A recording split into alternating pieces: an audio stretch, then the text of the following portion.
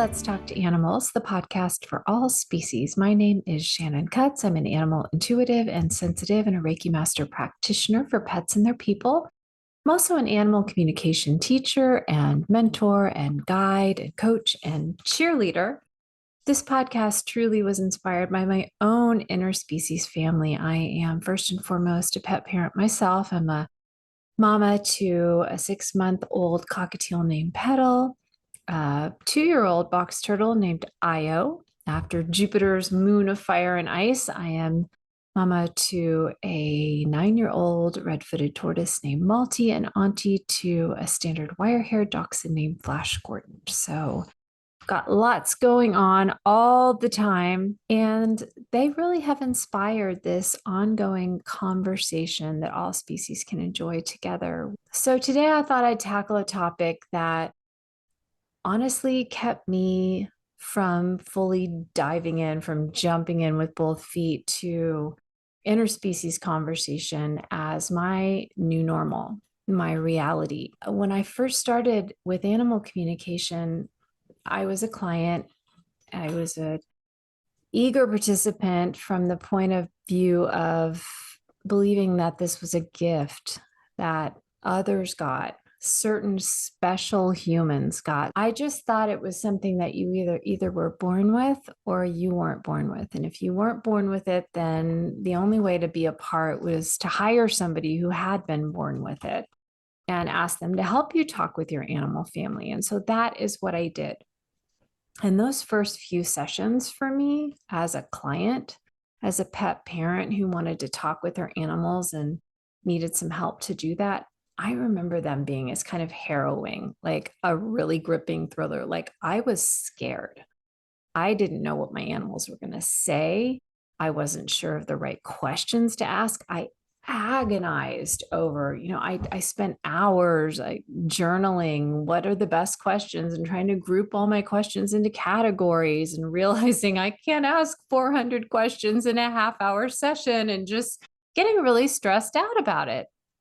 And I remember preparing for each session and being so careful to make sure I had absolutely the right space and having all the questions about, well, do my animals need to be there? Do they need to be present? Do they need to be awake? Do they need to be alive? Just feeling like there were so many boundaries and restrictions. Like I thought, okay, well, I can talk with my animals that are here, but I can't talk with my animals that have passed into spirit. And so I just had a lot to learn.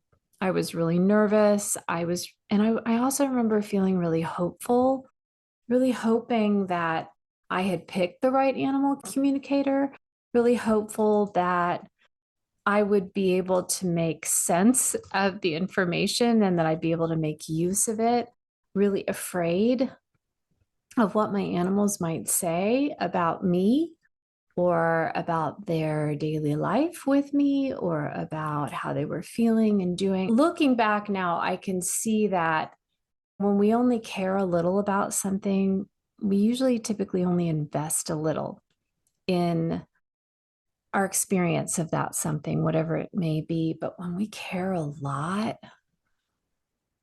we tend to invest all of ourselves or as much as we are aware as possible to invest in something. So it affected me really deeply. And that is why I take it so seriously, the role that I play as a professional animal communicator in these interspecies families' lives. It's significant. It's a huge act of courage, first of all, to invite guidance, invite feedback into the heart of your family life.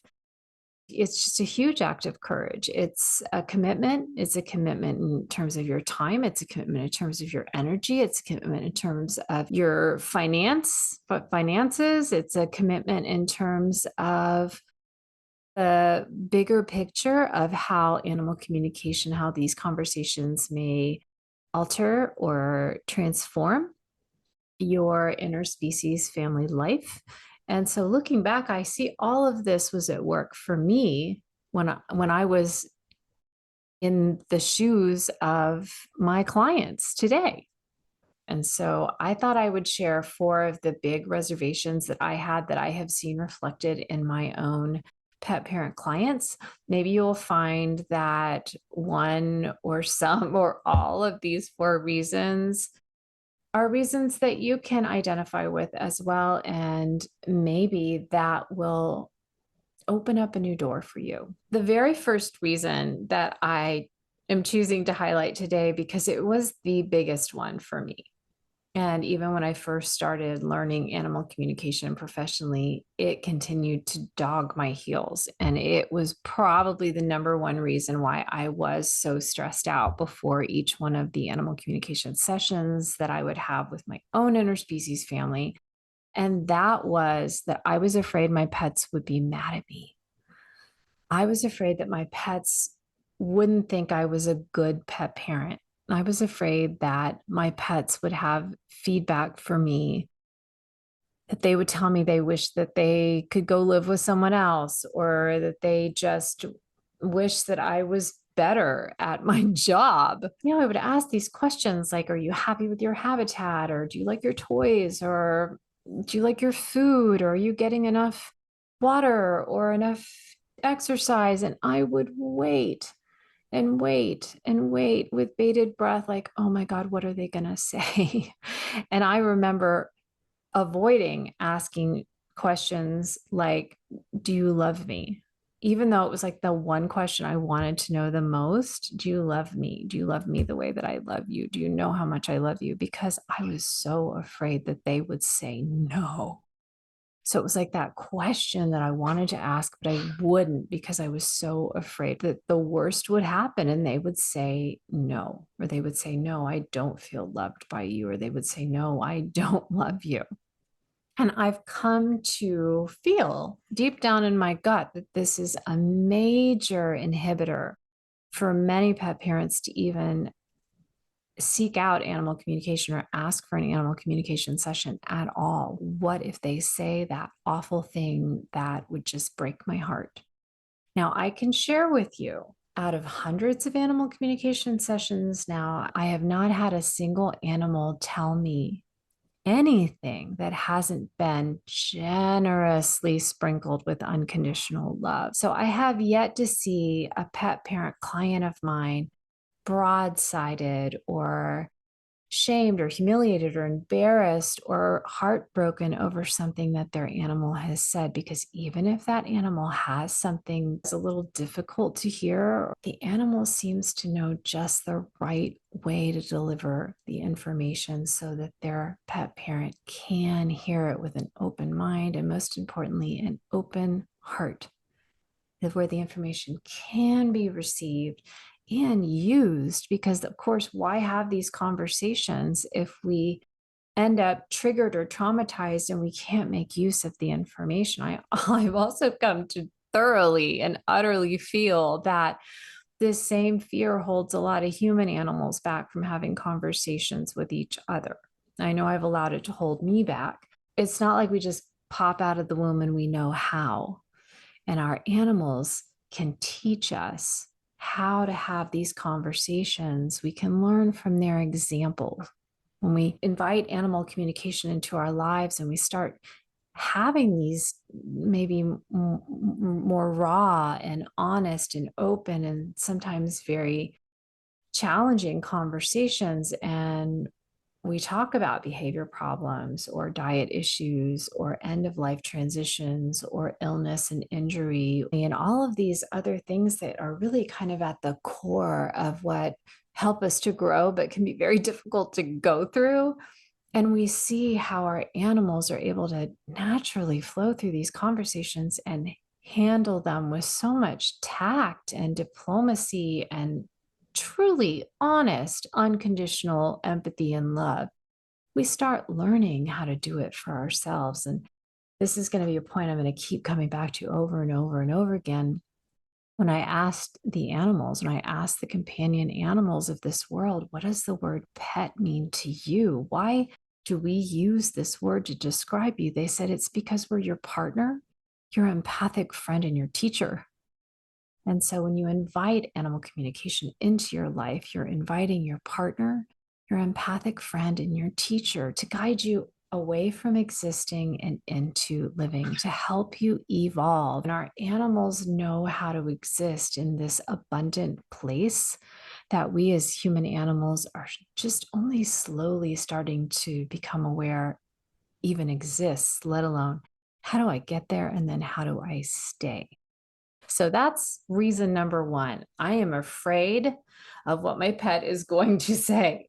I am afraid that my animal is going to say that they don't love me, that they don't feel loved by me, that they don't want to be with me, whatever, fill in the blanks that your big fear is. And if you can think of a question that you really do want to ask your animal, but you don't ask it, then that's probably the key to whatever your big fear is. For me, it was, I'm afraid my animals are going to say that they don't love me, that they don't want to be with me, and that I'm not doing a good job as a pet parent.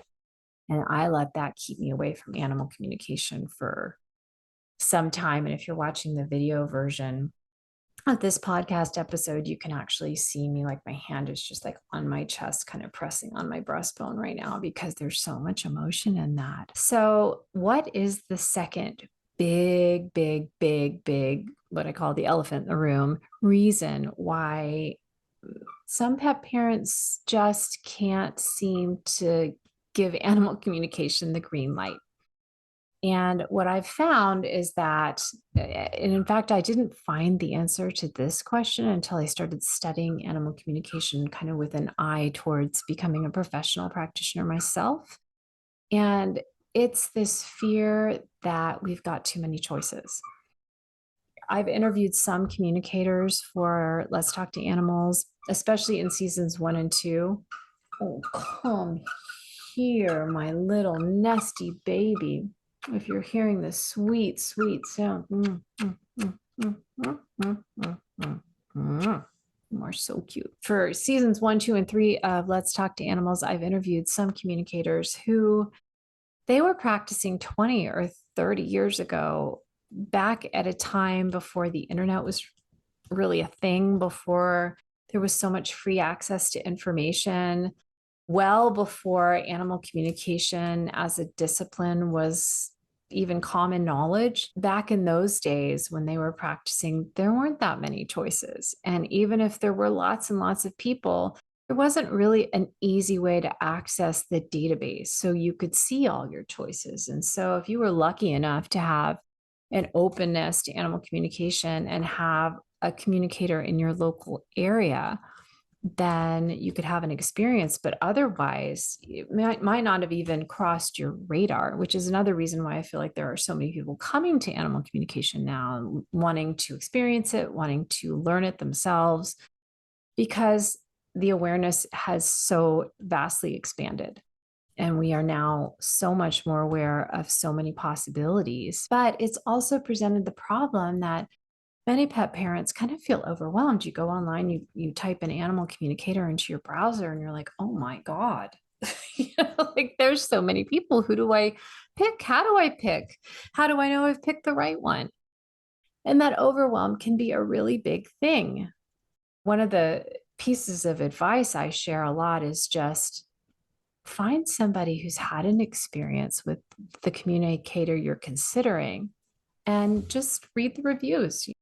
I invite my clients to share testimonials. I have some video testimonials. I have several written testimonials. I've done feature blog posts for several of the interspecies families I've worked with. So if you're new to animal communication and you're considering working with me, you can kind of get a feel for my style, and you can kind of get a sense of whether or not you resonate with me and would like to invite me to talk with your pet family. One of the things that has been very instrumental for me as a communicator on my journey is recognizing that once you say yes to animal communication and you say yes to your pet transitioning into a role that maybe you've not seen them in before, as your partner, as your empathic friend, as your teacher, your leader, even your guide and your mentor, This is an invitation to start reactivating your own inbuilt intuitive system. Everything that you experience, whether it's choosing an animal communicator for the first time, whether it's choosing a teacher to study with, whether it's choosing how you want to structure your own animal communication practice as a professional, wherever you find yourself along the journey, along the pathway, it's just one more lesson in how do I let my intuition lead me? How do I tune in inside to feel what feels right, to see the signs, to learn how to follow the signals of my inner GPS? When you shift your point of reference to asking your intuition to lead you to the right animal communicator for you, you get so much more than just, and I use that with air quotes, than just a facilitated interspecies conversation with your pet family. You get an inner confirmation. You start building your inner filing system of all of the different documented moments when your intuition has led you with great accuracy to the best experience for you. And the more and more experiences you add, the more and more you begin to trust yourself, to trust your inner intuition. Think of it this way and just notice the signs. Don't allow your mind to go, well, I've got to look at 50 websites, or I've got to read through everybody in this directory of communicators. Notice what is right in front of you. And you can, even if you're someone who recognizes light teams or guardian angels or spirit guides and helpers, you can even just ask inside quite simply, please guide me, please help me. Please show me the right communicator for our family. And then notice, be very aware. When you pray a prayer or you ask a question like that, you want to become instantly very aware and notice what happens next. Chances are it will happen quite quickly. And before you know it, you will find that you have a session scheduled and you do have your first experience of animal communication scheduled and on the books. And if that is happening for you, whether you choose me or you choose another communicator, I would love to hear how it goes for you. So please do reach out to me in the comments or drop me an email at shannon@animallovelanguages.com. That's the second reason. And hopefully, as you drop into your intuition, it's not what is the worst that could happen. Oh God, I'll pick the wrong person. What is the best that could happen? We'll find the perfect person. I'm just going to invite my inner GPS to effortlessly and fluidly guide me to the right communicator at the right moment for our precious interspecies family. And let that be your true north as you walk through this process. The third reservation, hesitation, or limitation, or big fear factor reason why I've found that some people just do not seem willing to invite animal communication into their lives is because it seems like it contradicts or it is at odds with, on some level, some other kind of inbuilt belief system or value system, or maybe the belief or value system of other human animals that they are close to, maybe a partner or a friend or a spouse or a boss or a colleague or a family member. And so it's kind of like this moment where you're being asked to choose your identity all over again. Well, am I going to go with this thing that is really intriguing to me and something that I really want to experience? And if it does change my life the way I suspect or anticipate it might, then what is the ripple effect going to feel like out in the greater stratosphere of the rest of my life and my other relationship and with who I am in this world? That's valid. Like, because we don't have time for every battle. Whenever we invite a new experience into our world, especially if it's one that's really going to be transformative potentially, for maybe something that's a real deep heart or soul desire, maybe a bucket list desire in our life, or just something that we just want to do it, but we can't explain even to ourselves why. It's a safe bet that it may upset somebody else in our greater sphere of influence or our network. Often that's what happens because we're on a journey of expansion. We're on a journey of evolution. We're on a journey of transformation. And not everybody wants to take that journey, especially for those of us who are kind of more naturally attuned to our empathy channel. We all have empathy, but some of us just aren't aware of it. Those of us that really care about the well-being and the comfort and the connections that we have with others in our life, and by others I mean other human animals, yeah, we care what they think, we care how the choices we make might impact them. But that can be a slippery slope, because first and foremost, we go back to that old cliche about putting your oxygen mask on first. And the truth is that if we don't serve our own highest good, maybe not right away, but eventually it will drag everyone down with us.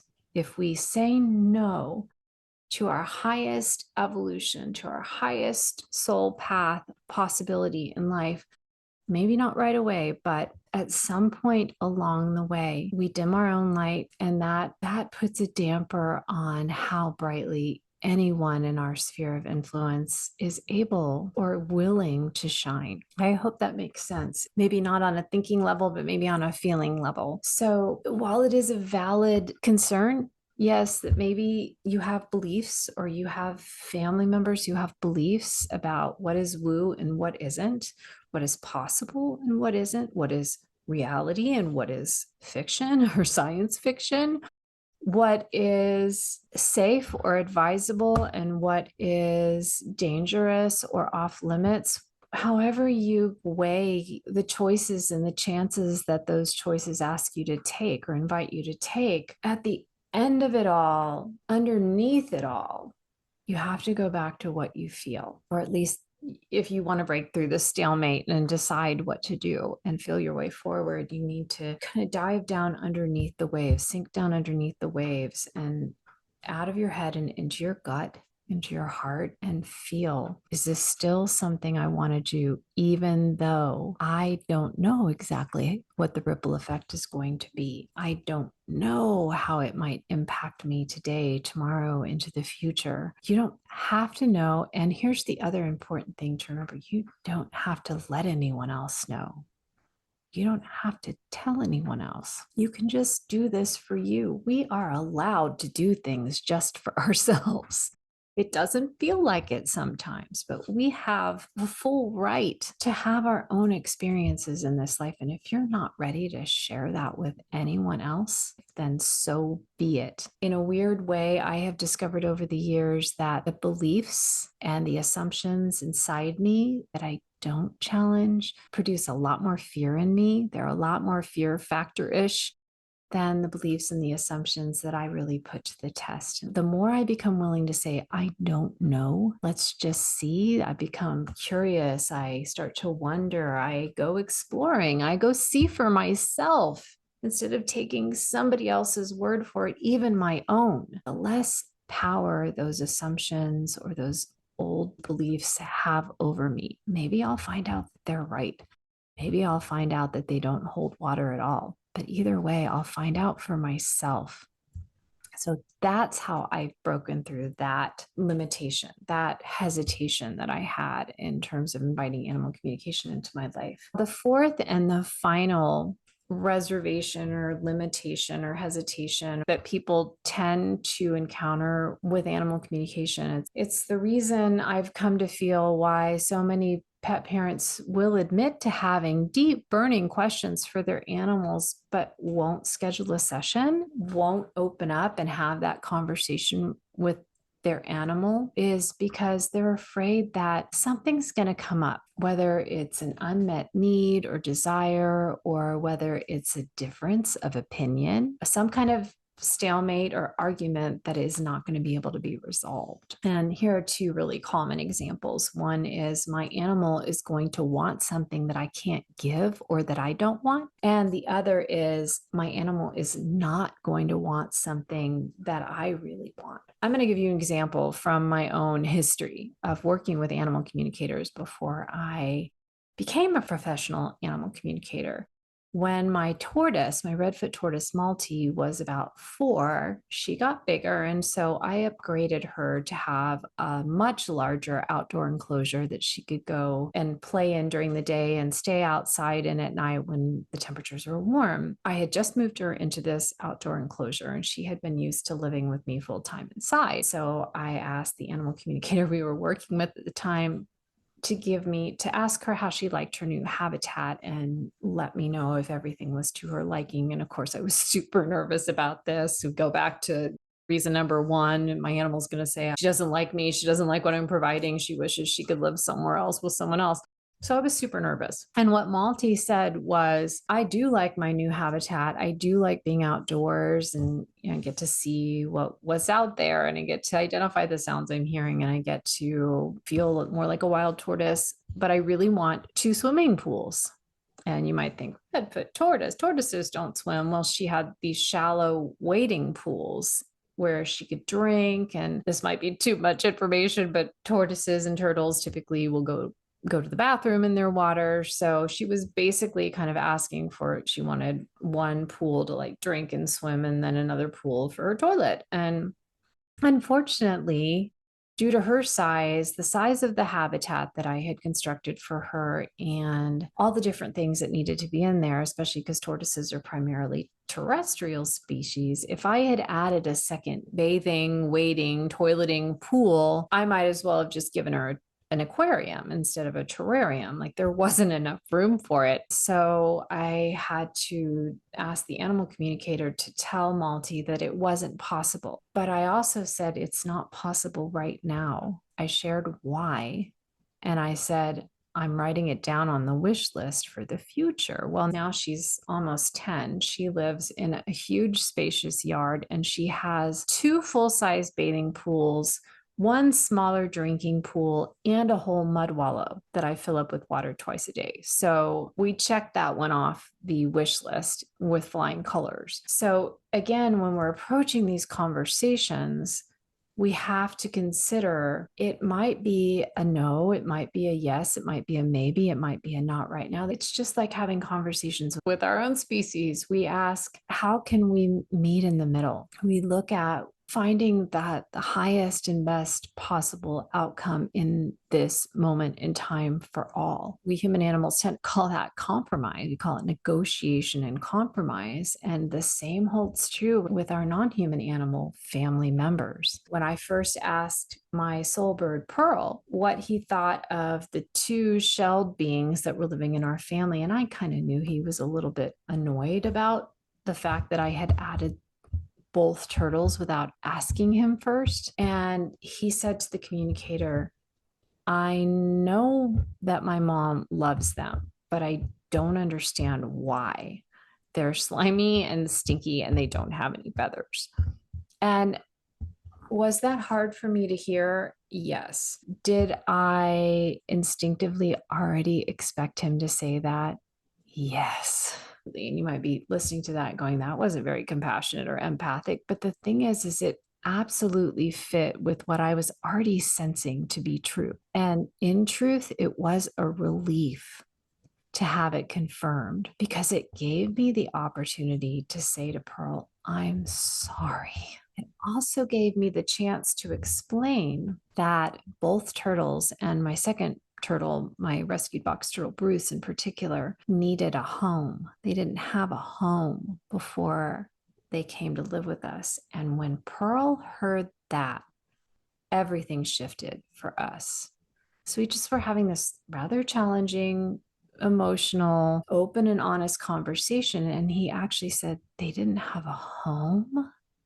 Well, then of course they must stay here. And everything shifted. So our survival system is going to ask that fear factor question, what's the worst that can happen? And then imagine that we stay stuck there and we don't survive the experience. And isn't going to allow us to see past that to all the possibilities that open up for us personally and for our whole family. When we go there anyway, we have that conversation anyway, we ask the off limits question, we ask the fear factor question, we invite the feedback that maybe we're fearing and dreading, but also kind of secretly expecting and maybe even hoping for, because we know that there's a breakthrough for all of us hidden inside it. If you live in the South, you know about the New Orleans Mardi Gras king cake, where they hide like the baby in there, and whoever finds it is supposed to get good luck. That's kind of what we're looking at here. So yes, sometimes our animals will have requests that we can't fulfill. Sometimes they'll say things that we are afraid that they might say,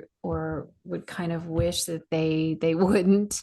Maybe we will discover that, like me, I didn't ask Pearl what he thought of adding the two turtles to our family because I was afraid that he wouldn't want it. Well, guess what? I was also secretly kind of aware that he wouldn't want it. I already kind of knew that, and I wanted it anyway.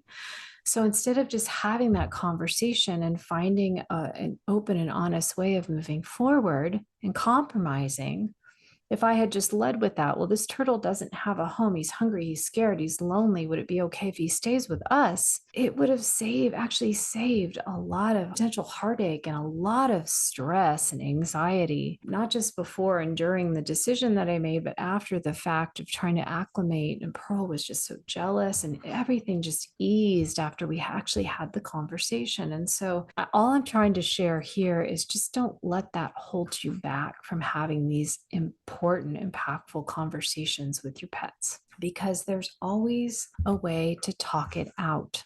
There's always a way to work through it. That's what the love is there for. It's the glue that keeps us in it, keeps us more committed to each other than we are to the short-term thing that we don't want, or that we want, that we think is so vitally important. When you start to take a look at these conversations, these interspecies conversations, more as an opportunity to learn, to stretch, to grow, to evolve, to transform, than to get what you want or avoid what you don't want, that's where you find the magic.